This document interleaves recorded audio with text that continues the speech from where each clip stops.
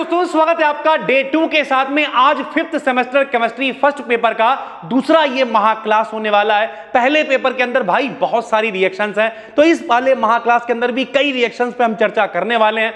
लेकिन भाई ये महा क्लास मोस्ट इंपॉर्टेंट है। इनमें हम जो रिएक्शन आपको बताते जाएं, जो टेस्ट आपको बताते चले जाएं, जैसे आज के इस वीडियो में हम लोग एक सीखने वाले हैं विक्टर मेयर टेस्ट क्या होता है, ल्यूकास परीक्षण क्या होता है, विलियमसन ईथर सिंथेसिस क्या होती है, यानी इस तरीके की कई ऐसी रिएक्शंस हैं जो पेपर के लिए मोस्ट इंपॉर्टेंट है, पेपर में आती ही रहती हैं। तो आज इस डे 2 के अंदर हम लोग लगभग एल्कोहल वाला पोर्शन, ग्लाइकॉल वाला पोर्शन, ग्लिसरॉल वाला पोर्शन, ईथर वाला पोर्शन, ये सब कुछ खत्म करने वाले हैं। डिस्क्रिप्शन में प्लेलिस्ट है, पहला महा क्लास नहीं देखा है तो जरूर देख डालो। एक क्विक रिवीजन के लिए इससे अच्छी सीरीज मेरे भाई नहीं मिलेगी, ठीक है। सबसे पहले शुरुआत हम लोग कर रहे हैं भाई ईथर से। काहे से?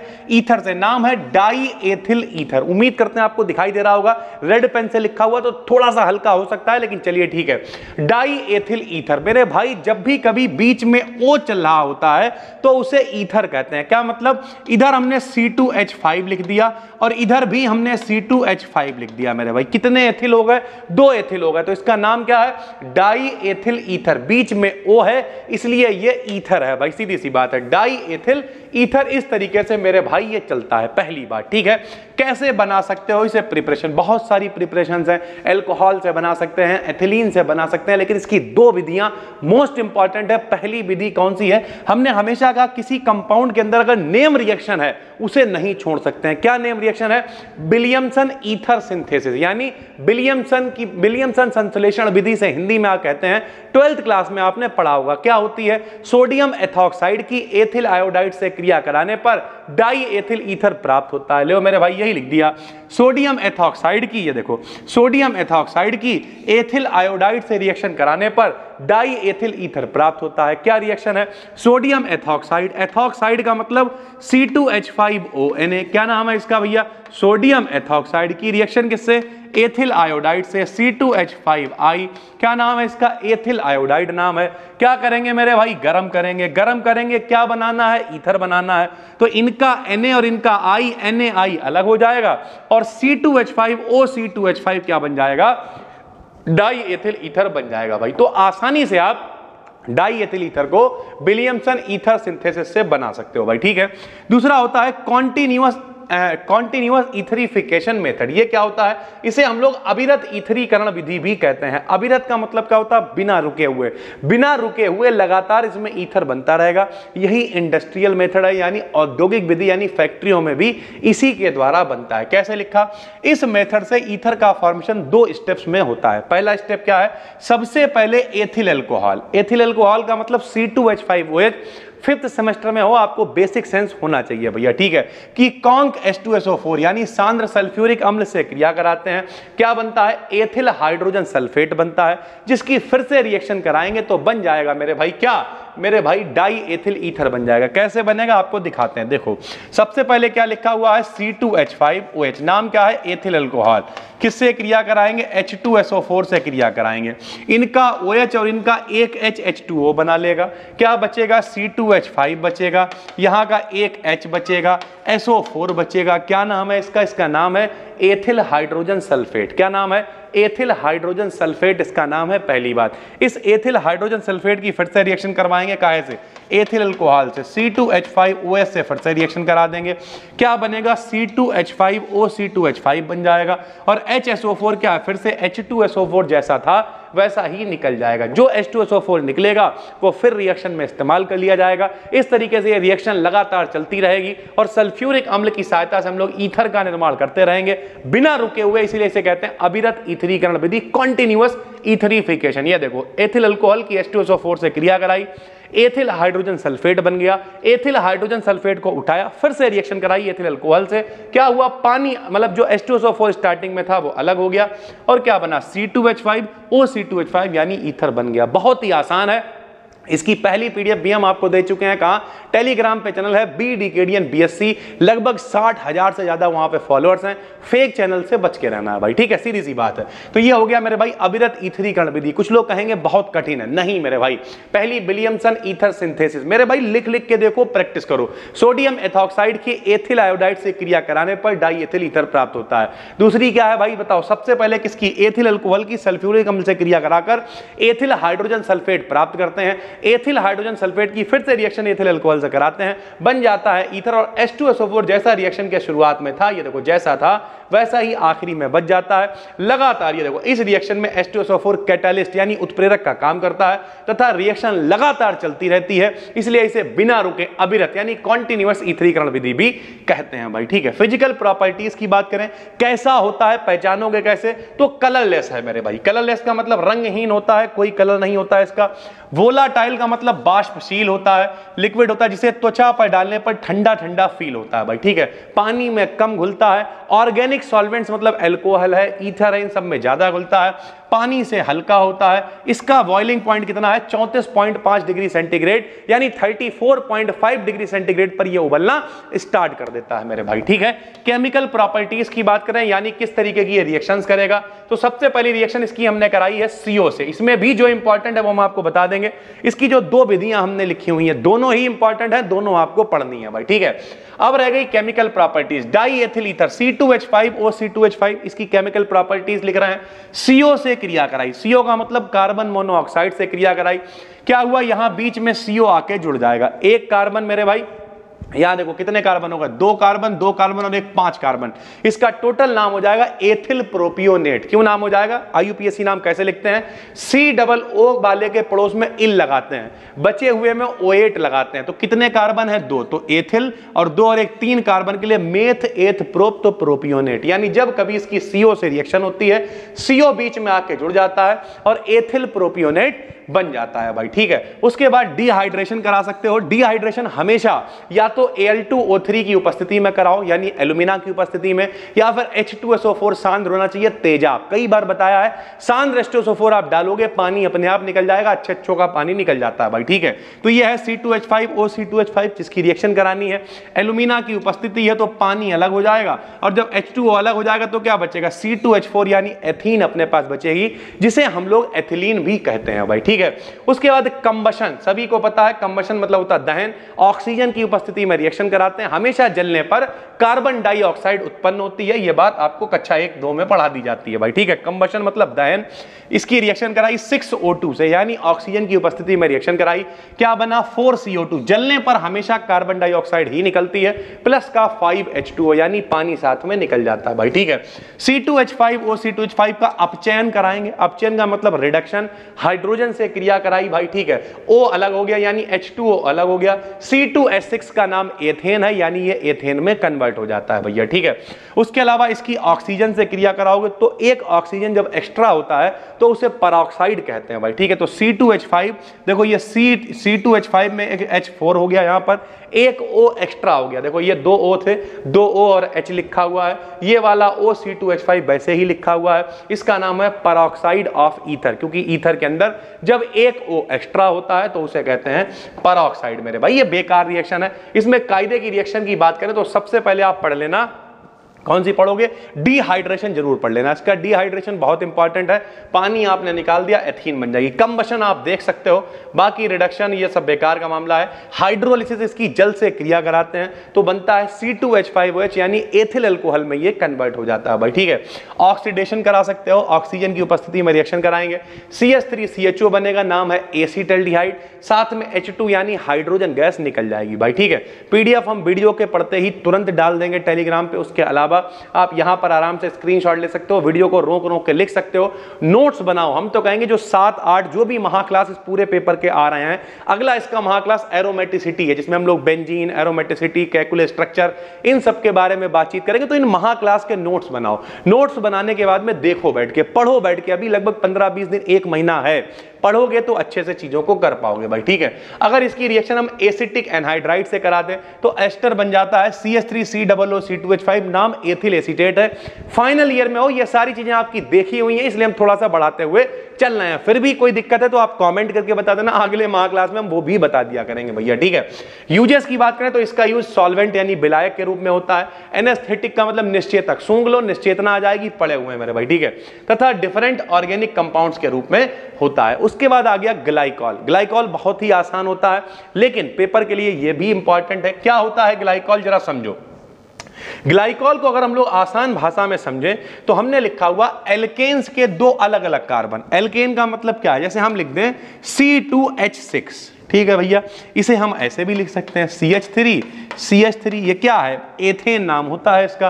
तो एथेन कह लो, एल्केन कह लो, एक ही बात है। तो C2H6 क्या है मेरे भाई, एल्केन है। इनमें से एक एक हाइड्रोजन हटा दो तो कितने रह जाएंगे, 2। कितने रह जाएंगे, 2। यहां OH लगा दो, यहां OH लगा दो, यानी हाइड्रोजन हटा दिया, OH लगा दिया, तो ये क्या बन गया मेरे भाई, जब एल्केन के दोनों कार्बन में एक एक OH जुड़ा होता है तब हम लोग इसे क्या कहते हैं, ग्लाइकॉल कहते हैं। तो हमने लिखा एल्केन्स के दो अलग अलग कार्बन एटम से जुड़े दो हाइड्रोक्सिल ग्रुप, हाइड्रोक्सिल ग्रुप का मतलब होता है OH ग्रुप युक्त कंपाउंड को डाईहाइड्रिक एल्कोहल या फिर ग्लाइकॉल कहते हैं। यानी ये दो OH जुड़े हुए हैं तो यानी डाईहाइड्रिक कह सकते हो, या फिर इन्हीं को ग्लाइकॉल भी हम लोग कह देते हैं। तो ग्लाइकॉल का मतलब एल्केन में 2 हाइड्रोजन हटा दो, उनकी जगह पे 2 हाइड्रोजन लगा दो, तो उसे एथिलीन ग्लाइकॉल या फिर सरल भाषा में कह दें मेरे भाई, क्या कह देते हैं, डाईहाइड्रिक एल्कोहल भी कह देते हैं। प्रिपरेशन की बात करें कैसे बनाओगे भाई, तो ये लो बहुत ही आसान है। कैसे बनाओगे, ये एथिलीन है, CH2 का मतलब क्या होता है, एथिलीन, या इसी को एथीन भी कहते हैं, डबल बॉन्ड वाली है।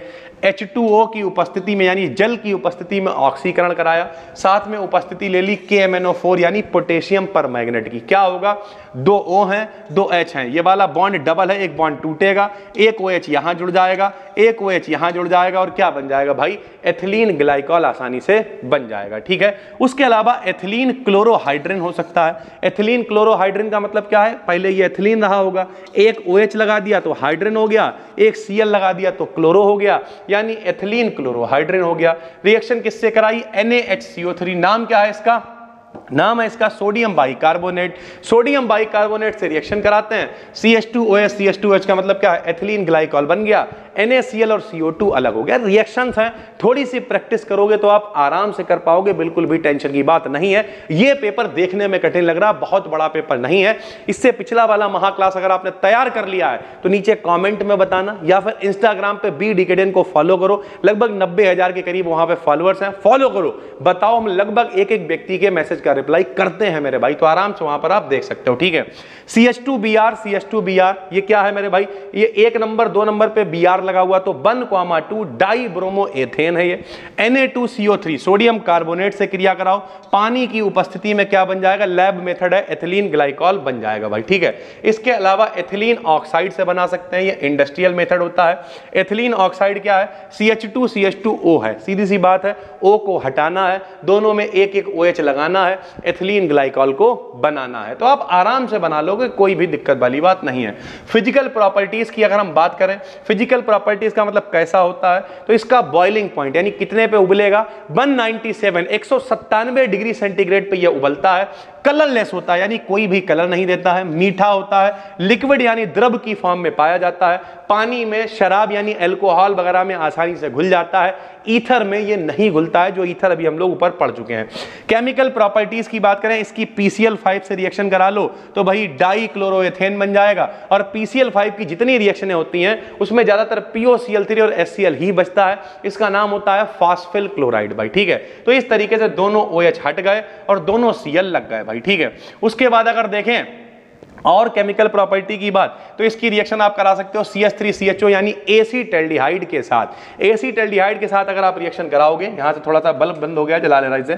एसीटल्डिहाइड के साथ में अगर रिएक्शन कराओगे भाई तो क्या होगा, H2O, देखो इन दोनों के H और इनका O अलग हो जाएगा, ये डबल बॉन्ड है तो एक यहां जोड़ दिया, एक यहां जोड़ दिया, देखो मेरे भाई डायरेक्ट जोड़ दिया है, इसका नाम है साइक्लिक एसीटल भाई, ठीक है। ऐसे ही इसकी रिएक्शन हम लोग एसीटोन से करा सकते हैं, CH3COCH3 का नाम एसीटोन है, इन दोनों का H और इनका O अलग हो जाएगा। डबल बॉन्ड है तो एक आदमी इनसे जुड़ेगा, एक आदमी इनसे जुड़ेगा, और इसका नाम है साइक्लिक कीटल। क्या नाम है? साइक्लिक कीटल। तो मतलब मेरे कुल मिला के मेरे भाई, जैसे एसिटल्डिहाइड है तो एसिटल बनेगा, कीटोन है तो कीटल बनेगा, एसिटल्डिहाइड एसिटल बन गया, कि एसीटोन तो एसीटोन है तो कीटल बन गया, कीटोन है ना तो कीटल बन गया मेरे भाई। इस तरीके की चीजें चलती हैं सर जी, ठीक है।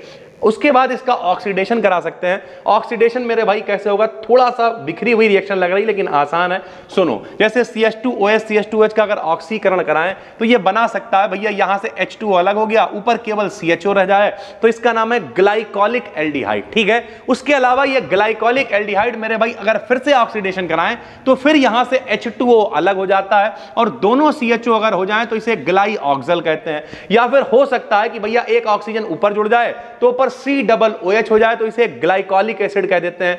इससे मेरे भाई CHO का फिर ऑक्सीकरण कराएंगे तो एक O और बढ़ेगा तो COOH CHO हो जाएगा, यानी ग्लाइऑक्सैलिक एसिड हो गया। और इससे हम लोग फिर एक बार ऑक्सीकरण कराएं तो COOH, नीचे CHO है, एक और O बढ़ जाएगा तो COOH यानी ऑक्सैलिक एसिड बन जाएगा। यानी बहुत सारी तरीके से ऑक्सीजन को आप एक एक करके बढ़ा सकते हो, H2O निकलेगा, ऑक्सीजन बढ़ेगा, और बहुत सारी तरीके से ऑक्सीकरण मेरे भाई हो सकता है। बिल्कुल भी कठिन रिएक्शन नहीं है, एक एक O केवल बढ़ाते चले जाना है भाई, ठीक है। उसके बाद अगर हम लोग बात करें तो भैया एक रिएक्शन ये वाली भी है। ये क्या रिएक्शन है जरा ये भी आपको समझाते हैं। CH2OH CH2OH है, 500 पे हम लोगों ने इसे गर्म करा तो भैया ये एथिलीन का ऑक्साइड यानी ऑक्सीरेन बन जाता है, साथ में H2O यानी पानी अलग हो जाता है भाई, ठीक है। अगर इसके दो अणु ले लें CH2OH CH2OH 1, CH2OH CH2OH 2, तो भैया यहां से H2O अलग हो जाता है, एक O की माध्यम से ये दोनों जुड़ जाते हैं, इसे डाई एथिलीन ग्लाइकॉल हम लोग कहते हैं। बहुत ही आसान रिएक्शंस हैं, आप आराम से देख सकते हो, समझ सकते हो, किसी में O निकल रहा है, किसी में H जुड़ रहा है, और इस तरीके से रिएक्शंस बढ़ती जा रही हैं भाई, ठीक है। CH2OH CH2H एक बार फिर एथिलीन ग्लाइकॉल है, PBr3 की उपस्थिति में कराओगे तो दोनों के OH हट जाएंगे, यहां पे Br आके जुड़ जाएगा, डाई ब्रोमो एथेन बन जाएगा भाई, ठीक है। अगर इसकी सोडियम की उपस्थिति में रिएक्शन कराओगे तो OH चल रहे हैं, एक बार एक Na हटेगा, फिर रिएक्शन कराओगे एक और Na लगेगा, यानी दोनों OH हट गए, दोनों Na लग गए, नाम क्या है? सोडियम ग्लाइकोलेट भाई, ठीक है। HCl से रिएक्शन कराओगे, एक पहले OH हट के एक Cl आएगा, फिर एक और OH हट के एक और Cl आएगा। कितनी आसान रिएक्शंस हैं भाई, OH हट रहा है, Cl लग रहा है, एक आ रहा है, एक जा रहा है, ज्यादातर ऐसी ही इसकी रिएक्शंस होती हैं, OH हटता रहता है और कुछ नया आदमी जुड़ता रहता है। जैसे अगर हम HNO3 से क्रिया कराएं, सेम कंडीशन है, यहां पे भैया H दोनों हट जाएंगे और कौन लग जाएगा? ONO2 लग जाएगा, नाम है एथिल, मतलब भाई एथिलीन डाई नाइट्रेट। नाइट्रेट क्यों कह रहे हैं मेरे भाई? क्योंकि NO2 ग्रुप आके यहां पर जुड़ गया है भैया, ठीक है। उसके बाद यहां पे क्या लिखा हुआ? एसिटाइलेशन। एसिटाइलेशन का मतलब एसिटिल क्लोराइड से क्रिया, CH3COCl से रिएक्शन कराओ, तो CH3COCl से रिएक्शन करवा दो, रिएक्शन क्या बचेगा? फिर से एक बार यहां से H हटा दो, इनका Cl हटा दो, HCl अलग हो जाएगा, ये OCCH3 यहां आके जुड़ जाएगा, OCCH3 यहां पे आके जुड़ गया। ऐसे ही फिर एक बार रिएक्शन कराओ, इनका H इनका Cl अलग हो जाएगा, OCCH3 फिर यहां पे आके जुड़ जाएगा। तो इस तरीके से आसानी से मेरे भाई रिएक्शन हो सकती है, बस कभी H हटाना है, कभी Cl हटाना है, इस तरीके से चीजों को बनाते जाना है। तो अभी तक हम लोगों ने सबसे पहले ईथर को देखा, ईथर के बाद हम लोगों ने एथिलीन ग्लाइकॉल को देखा, बहुत इंपॉर्टेंट है। अब हम लोग देखने जा रहे हैं मेरे भाई उससे भी इंपॉर्टेंट ब्रह्मास्त्र, ट्राईहाइड्रिक एल्कोहल, जिसे हम लोग ग्लिसरॉल कहते हैं। ग्लिसरॉल का क्या फॉर्मूला होता है? CH2OH single bond CHOH single bond CH2OH मेरे भाई, इसे हम लोग ग्लिसरॉल कहते हैं। मोस्ट वांटेड है, आप मान के चलो इस महाक्लास से पेपर के अंदर कम से कम मरी से मरी हालत में 15 से 20 नंबर का फंसेगा, इस बात की गारंटी है मेरे भाई, ठीक है। तो सबसे पहला ही ग्लिसरॉल फ्रॉम सोप इंडस्ट्री, जो साबुन बनाने वाली फैक्ट्रियां होती हैं वहां पे ग्लिसरॉल को कैसे बनाया जाता है? तो ऑयल या फैट, जिसे हम लोग साबुनीकरण की क्रिया कहा करते थे, ये वही रिएक्शन है। आराम से आपको समझाते हैं, बहुत ही आसान है मेरे भैया। क्या है? तेल या वसा ले लो, जैसे एक तेल हमने लिया CH2O COC17H35, CHO COC17H35, CH2O COC17H35, क्या है? एक ऑयल है। NaOH से हमने क्रिया करा दी, जब हमने NaOH से क्रिया कराई क्या बनेगा मेरे भाई, जरा समझो। ग्लिसरॉल बनेगा, संग में साबुन बनेगा। देखो भैया C17H35 3 है, देखो C17H35 3 है, CO भी 3 है और O भी 3 है। इन तीनों से एक एक Na यहां पे आके जुड़ जाएगा तो क्या बन गया 3 C17H35 COO और 3 Na जुड़ गए तो Na ये साबुन बन गया। यहां पर ये जो था CH2 CH CH भैया NaOH का Na तो इनके संग में जुड़ गया तो OH इनके संग में जुड़ जाएगा तो CH2OH CHOH CH2OH ये क्या बन गया ग्लिसरॉल बन गया। तो साबुनीकरण की क्रिया के द्वारा हम लोग ग्लिसरॉल को बना सकते हैं भाई, ठीक है। उसके बाद isolation of glycerol from spent lye, ध्यान से समझो ये बहुत इंपॉर्टेंट है, पेपर में 101% आएगा। स्पेंट लाई से आप ग्लिसरॉल को कैसे अलग कर सकते हो समझो। सबसे पहले सोप को फिल्टर कर लेते हैं, जो साबुन है मेरे भाई उसे फिल्टर करेंगे तथा शेष लिक्विड को स्पेंट लाई कहते हैं। साबुन को फिल्टर करने के बाद जो बचता है उसे हम लोग स्पेंट लाई कहते हैं। इसमें लगभग कितने परसेंट 6% तक ग्लिसरॉल होता है। साबुन को फिल्टर किया, जो बचा स्पेंट लाई है 6% तक ग्लिसरॉल होता है, जिसे निम्न विधियों से अलग करते हैं। कैसे अलग करेंगे, सबसे पहले फिल्ट्रेट को एक बड़े टैंक में डालते हैं और कुछ समय के लिए छोड़ देते हैं। जो भी मेरे पास इंतजाम है जिससे हमें ग्लिसरॉल अलग करना है एक बड़े टैंक में डाल देंगे, छोड़ देंगे। थोड़ी देर के बाद उसकी जो अशुद्धियां इंप्योरिटीज नीचे बैठ जाती हैं और इसे छान कर हम लोग अलग कर लेते हैं। तो पहला तरीका यह है, थोड़ी देर के लिए उसे छोड़ दिया। फिर क्या करा हमने, फिल्ट्रेट को HCl के द्वारा ट्रीट कराते हैं जिससे इसमें प्रेजेंट एल्कली NaCl में कन्वर्ट हो जाते हैं। यानी हम लोग क्या करते हैं HCl से क्रिया कराते हैं। अगर कोई एल्कली है जैसे सोडियम है, पोटेशियम है, रुबिडियम है, सीजियम है, फ्रांसियम है, अगर ऐसा कुछ भी है तो वो इसकी Cl से क्रिया कर लेगा। अगर Na है तो NaCl बन जाएगा, K है तो KCl बन जाएगा। इस तरीके से भाई अलग हो जाएगा, ठीक है। सोल्यूशन को एलम के द्वारा, अब जो सोल्यूशन मेरे पास है उसे एलम माने फिटकरी के द्वारा ट्रीट कराते हैं जिससे soluble sodium soap insoluble aluminium soap में कन्वर्ट हो जाता है, जिसे छानकर अलग कर लेते हैं। जो सोडियम का साबुन घुला हुआ है फिटकरी डालने से वो भैया बिना घुला हुआ हो जाएगा, उसे भी छान के हम लोग अलग कर लेते हैं। सोल्यूशन को इवापोरेट कराते हैं यानी इसका बाष्पीकरण कराते हैं जिससे NaCl भाप बन के अलग हो जाता है। सोल्यूशन को चारकोल के द्वारा ट्रीट कराते हैं। चारकोल समझते हो क्या, जैसे अगर कोकोनट चारकोल की बात करें, नारियल के जो ऊपर का इंतजाम होता है उसे जला दो, जो ऊपर का खोपड़ा आप बोलते हो उसे जला दो तो चारकोल होता है। वो चारकोल की खासियत यह होती है अपने ऊपर चीजों को एब्जॉर्ब कर लेता है भाई, ठीक है। सोल्यूशन को चारकोल के द्वारा ट्रीट करते हैं। यह कलर्ड इंप्योरिटीज को अपनी सरफेस पर चिपका लेता है, यानी जो और अशुद्धियां होंगी उन्हें भी चिपका लेगा। प्राप्त सोल्यूशन का पुनः स्टीम डिस्टिलेशन यानी भाप आसवन कराते हैं। भाप आसवन यानी गर्म करो, चीजें भाप बन के अलग हो जाएंगी। भाप आसवन कराते हैं जिससे 94% प्योर ग्लिसरॉल हमें प्राप्त हो जाता है। यानी बहुत सारी कंडीशंस हैं, बहुत कुछ मिलाते हैं, अलग करते हैं स्पेंट लाई से। स्पेंट लाई यानी साबुन वाला जो भी विलयन अपने पास था उसे छानने के बाद जो बचता है उसे स्पेंट लाई कहते हैं। और स्पेंट लाई से ग्लिसरॉल को निकालना मोस्ट इंपॉर्टेंट है भैया, पेपर में ये जरूर आएगा, ठीक है। Preparation of glycerol from propene, propene से आप इसे बना सकते हो, बिल्कुल भी इंपॉर्टेंट नहीं है, मर्जी हो पढ़ना मर्जी हो मत पढ़ना भैया। CH2CH CH3 है, सीधी सी बात है। क्या है ये, प्रोपीन है। प्रोपीन की क्रिया यानी ऑक्सीकरण कराया, ऑक्सीकरण कराएंगे, यहां पर O आके जुड़ गया भैया, सीधी सी बात है। जब O जुड़ गया ये क्या है भैया, एक्रोलीन है। एक्रोलीन की फिर से रिएक्शन कराई तो इस CH2 से एक OH जुड़ा, इस CH से एक OH जुड़ा, इनसे O जुड़ा रहा। फिर से एक बार रिएक्शन कराएंगे H2 की यानी रिडक्शन कराएंगे, अपचयन करवाएंगे मेरे भाई, तो क्या होगा, यहां पर भी एक आदमी आके OH और जुड़ जाएगा। नाम इसका ग्लिसरॉल है, ये ठीक ठाक है, इंपॉर्टेंट नहीं है। स्पेंट लाई वाले को आप जरूर पढ़ लेना। प्रॉपर्टीज की बात करें बहुत ही आसान है, जैसे ऑक्सीडेशन करा सकते हो, इसका ऑक्सीकरण कराएंगे तो क्या बन सकता है भैया, यहाँ पे CH2OH है, वैसे ही CHO में कन्वर्ट हो सकता है। H2O अलग हो जाएगा, एक और इनके पास O आएगा, CHO में कन्वर्ट हो जाएगा, ग्लिसरल्डिहाइड बनता है, ठीक है। डाई हाइड्रोक्सी एसीटोन बन सकता है, इसका स्क्रीनशॉट लो यार, देखो बैठ के आराम से। उसके बाद CHO है तो एक और O जोड़ोगे, COOH हो जाएगा, ग्लाइसेरिक एसिड बन सकता है, ठीक है। मीजो ऑक्सैलिक एसिड बन सकता है, टार्टोनिक एसिड बन सकता है, टार्टोनिक एसिड से मीजो ऑक्सैलिक एसिड बन सकता है। इस तरीके से ऑक्सीकरण होता है, एक एक O बढ़ता घटता रहता है, आसान है, कठिन नहीं है। COOH है, COOH है, CHOH है, CHOH, CH2OH है, कन्वर्ट हो गया काहे में, COOH में। ऑक्सीकरण का मतलब 2 H2 हट गए, उसकी जगह पे एक O आ गया, COOH बन गया। आसान है, पढ़ सकते हो, ऐसा नहीं कि कोई बहुत कठिन है भैया, हीरोपंती है। इस PDF का नाम क्या है, 5th सेमेस्टर केमिस्ट्री महा क्लास 2 टेलीग्राम पे सर्च करो, 60,000 से ज्यादा फॉलोअर हैं, पीडीएफ सर्च कर लेना, मिल जाएगी, डाल देंगे भाई, ठीक है, बाद में भी अगर इस वीडियो को देख रहे हो। उसके बाद मेरे भाई रिएक्शन विद HNO3, HNO3 से इसकी रिएक्शन करा सकते हैं। HNO3 का मतलब क्या होता है, नाइट्रिक अम्ल से इसकी क्रिया करा सकते हैं, करा दो।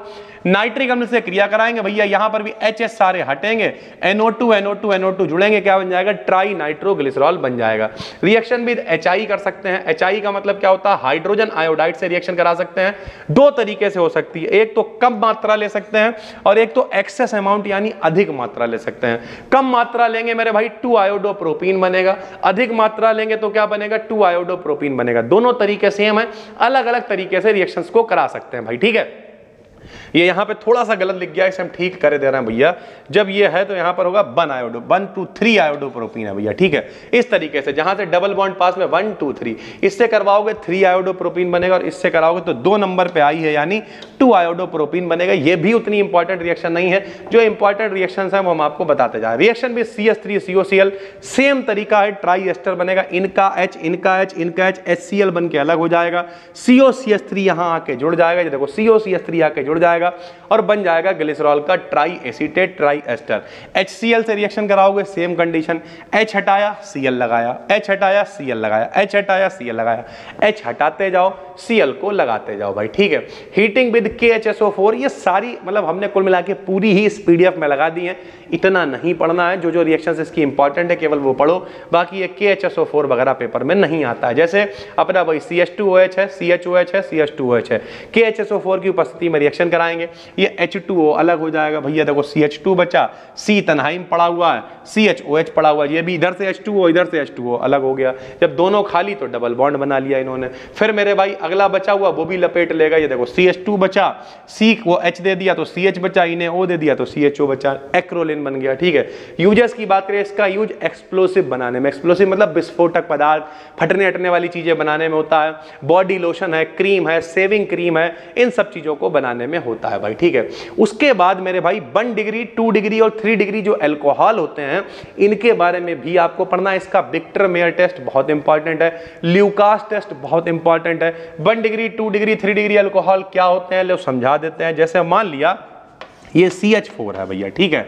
CH4 का मतलब कार्बन से 4 लोग जुड़ सकते हैं।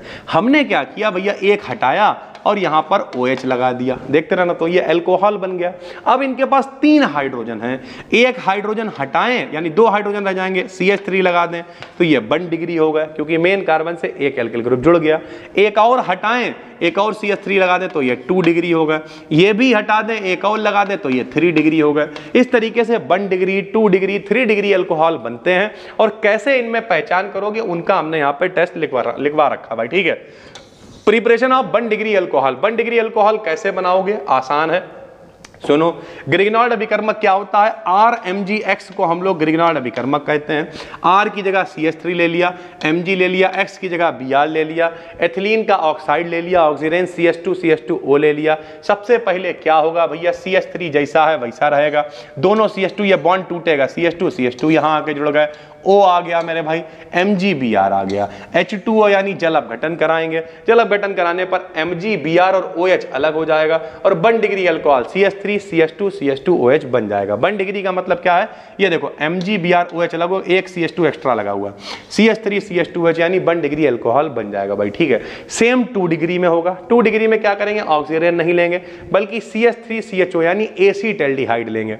एसीटल्डिहाइड को लेंगे तो फिर सेम कंडीशन, CH3 है CH3 है, यहाँ पे देखो क्या चल रहा, CH है, इसका बॉन्ड को तोड़ दिया हमने, तो भैया ये CH3 है, ये CH3, इनसे देख लो, C है, H है, CH3 है, CH3 है। इधर जगह खाली करी, ये CH3 था, CH3 लगा दिया, इधर जगह खाली है, ऊपर OMgBr लगा दिया, MgBr OH अलग हो जाएगा एक बार फिर से, और क्या बनेगा, CH3 CH, देखो दो तरफ CH3 जुड़ गए तो ये 2 डिग्री अल्कोहल है।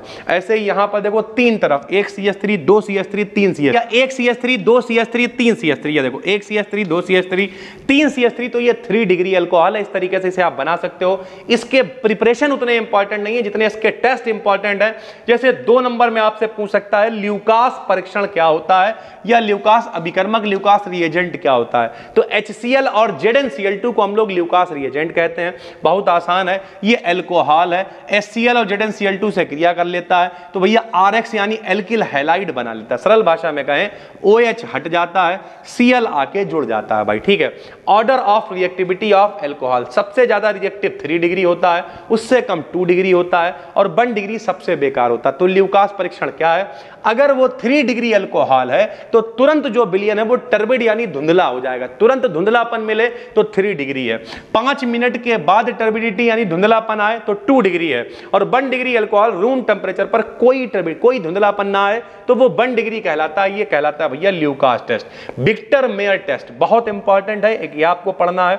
कैसे पढ़ोगे भैया, लो देखो, सबसे पहले CH3 CH2H एक जुड़ा है तो ये 1 डिग्री है, सीधी सी बात है। इसकी HI से क्रिया कराएंगे, OH हटेगा, यहां पे I आके जुड़ जाएगा। I जुड़ने के बाद AgNO3 से क्रिया कराएंगे, I AgI बनाएगा, और यहां पे NO2 आ जाएगा भैया, ठीक है। जब CH3 CH2 NO2 आ गया 1 डिग्री एल्केन हो गया ये, ठीक है। ऐसे ही जब 2 डिग्री होगा तो क्या करोगे, यहां पे देखो CH2 था, एक H कम कर दिया, एक OH बढ़ा दिया, यहां पर भी एक OH बढ़ जाएगा, यहां पर भी एक OH यानी NO2 आ जाएगा। मेरे भाई OH हटा, I आ गया, I की जगह पे NO2 आ गया। सेम उसी तरीके से 3 डिग्री में फिर एक और OH है, एक CH3 और बढ़ा दिया, OH हटेगा I आ जाएगा, I हटेगा NO2 आ जाएगा। यानी कुल मिला के विक्टर मेयर टेस्ट ये होता है, आप OH को हटाओगे, I को लगाओगे, I को हटाओगे, NO2 को लगाओगे, यानी नाइट्रो एल्केन को बना लोगे। नाइट्रो एल्केन बनाने के बाद में भैया HNO2 से क्रिया कराते हैं। जैसे भैया 1 डिग्री की HNO2 से क्रिया कराते हैं तो क्या बनता है, रेड सोल्यूशन मिलता है, यानी लाल कलर का विलयन अगर प्राप्त हो जाए तो भैया वो 1 डिग्री है। अगर आपको भैया नो रिएक्शन ना हो लेकिन नीला सोल्यूशन मिल जाए तो वो 2 डिग्री वाला है, और अगर कोई रिएक्शन कोई कलर कुछ ना आए तब वो 3 डिग्री कहलाता है। इस तरीके से विक्टर मेयर टेस्ट को किया जाता है। इस PDF के अंदर क्या क्या इंपॉर्टेंट है वो हम आपको बताए दे रहे हैं। ये PDF आपको मिल जाएगी टेलीग्राम चैनल BDKDN BSc पे। उस चैनल को फॉलो करिएगा जिसपे 60,000 से ज्यादा फॉलोअर्स हैं, क्योंकि भैया बहुत सारे फेक चैनल्स बन जाते हैं तो बार बार बोलना पड़ता है। सब लोग ध्यान से समझ लो, जो लोग यहां तक देख रहे हो प्रेजेंट सा लिख दो और देखो।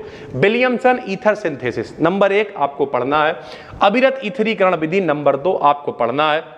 फिजिकल प्रॉपर्टीज पढ़ो ना पढ़ो कोई फर्क नहीं पड़ता है।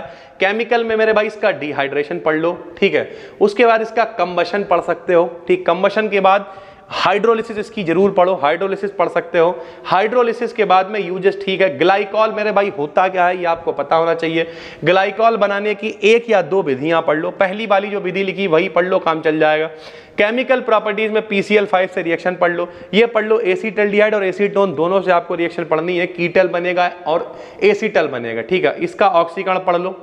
उसके बाद अगर हम लोग आ जाएं और ऊपर चलते रहें तो अपने पास ग्लिसरॉल है। ग्लिसरॉल में भैया ग्लिसरॉल बनाने की विधि साबुनीकरण जो है, सैपोनिफिकेशन, जरूर ये वाली रिएक्शन पढ़नी है आपको, जरूर पढ़नी है भाई, ठीक है। स्पेंट लाई से कैसे अलग करेंगे ये आपको जरूर पढ़ना है। इसकी प्रॉपर्टीज में एक आध ऑक्सीडेशन है, रिडक्शन है, ये पढ़ सकते हो। और आखिरी में मेरे भाई हमने आपको कराए हैं 2 टेस्ट, एक ल्यूकास टेस्ट है और विक्टर मेयर टेस्ट है। इन दोनों को भी आपको जरूर पढ़ लेना है। पहली बार देख रहे हो तो पहला महाक्लास हमने डाला हुआ है, पहले उसे देखो फिर इसे देखो। अगली वीडियो में हम लोग एरोमेटिसिटी को लेके आएंगे। उम्मीद करते हैं आपको समझ में आ गया होगा। ये PDF जैसे ही वीडियो पब्लिक होगी तुरंत शेयर कर दी जाएगी। PDF कहां, इस PDF का नाम है भैया 5th सेमेस्टर केमिस्ट्री महाक्लास 2। तो जाके टेलीग्राम पे सर्च कर लेना BDKDN BSc। पहली बार देख रहे हो तो चैनल को सब्सक्राइब कर लो। कोई दिक्कत है, हमें यह लग रहा फाइनल ईयर में हो तो हमने चीजों को थोड़ा सा बढ़ा के बताया है। अगर आपको लग रहा कि नहीं सर जी फार्मूला समझने में भी दिक्कत है तो आप कॉमेंट कर देना, तीसरे महाक्लास में हम फार्मूलों को भी समझा दिया करेंगे। बस दोस्तों फिर मिलते हैं, तब तक के लिए धन्यवाद। क्योंकि ये महाक्लास है तो केवल एक आपकी हेल्प कर रहे हैं, मदद कर रहे हैं कि फटाफट से आपके पास PDF आए, आप एक बार रिवीजन करते चले जाएं। भाई जब हम खुद फाइनल ईयर में थे तो 150-200 बच्चा यहाँ पे पढ़ने आने लगा था। तो थोड़ा सा एक्टिव होकर बैठो, कॉपी पेन लेके बैठो, रिएक्शंस करो, प्रैक्टिस करो, आसानी से चीजों को कर पाओगे और अच्छे नंबर ला पाओगे। फिर मिलते हैं, तब तक के लिए धन्यवाद, थैंक यू।